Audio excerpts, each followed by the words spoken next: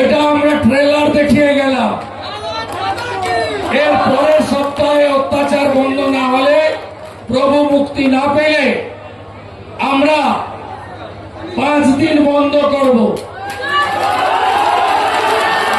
তারপরে আমরা 25 সালে লাগাতার বন্ধ করে ওদের আলু পেঁয়াজ কি করে খায় আমরা সেটা দেখিয়ে দেব।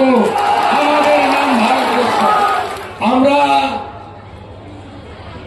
আজকে ঘোষণা করেছিলাম যে পেট্রোপোল সীমান্ত দিয়ে বাণিজ্য বন্ধ থাকবে। আজকে সকাল 6টা থেকে বাণিজ্য বন্ধ আছে এবং আমি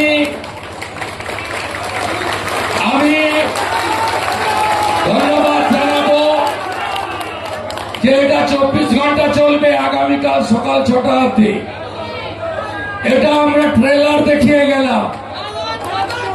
এর পরের সপ্তাহে অত্যাচার বন্ধ না হলে, প্রভু মুক্তি না পেলে আমরা 5 দিন বন্ধ করব।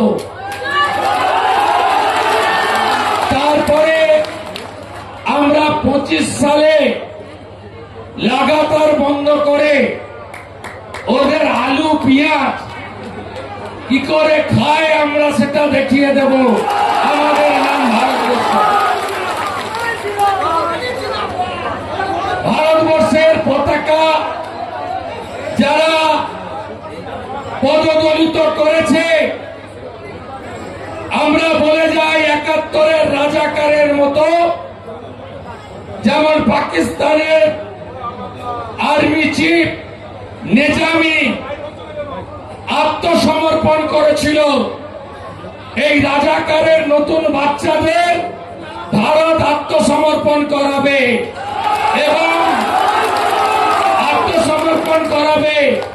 ভারত আজকে একটা দেশ নয়, পৃথিবীর একটা শক্তিশালী রাষ্ট্র। নরেন্দ্র দামোদর দাস মোদীর নেতৃত্বে এই দেশ রাশিয়া ইউক্রেনের যুদ্ধ বন্ধ করে 30,000 ভারতীয় ছাত্রছাত্রীকে মোদীজি বায়ুসেনার প্লেনে একদিনের মধ্যে ফেরত আনতে পারেন। এর নাম ভারতবর্ষ। এই ভারতবর্ষ G20 নেতৃত্ব দেয়। এই ভারতবর্ষ 12তম নয়, আজকের বিশ্বের 4র্থ শক্তিশালী অর্থনৈতিক দেশ।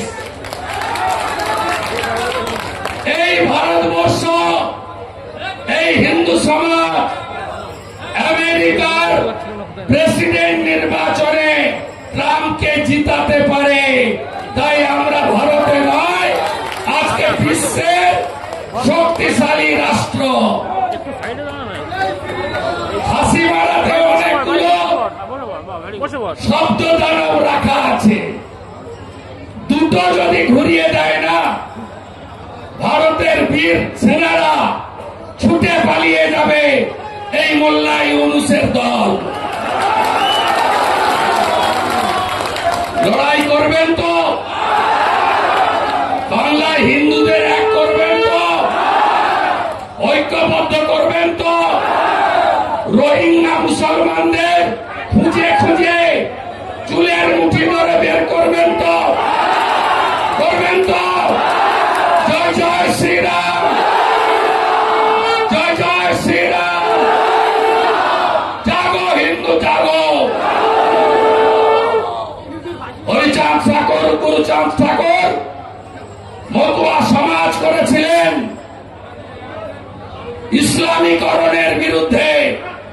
1907 সালে স্বামী প্রণবানন্দ ভারত সেবাশ্রম কর্ম করেছিলেন হিন্দুদের অস্তিত্ব রক্ষার জন্য। আর বীর সন্ন্যাসী বিবেকানন্দ স্বামী শিকাগোতে গিয়ে বলেছিলেন, তুমি গর্ব করে বলো হিন্দু।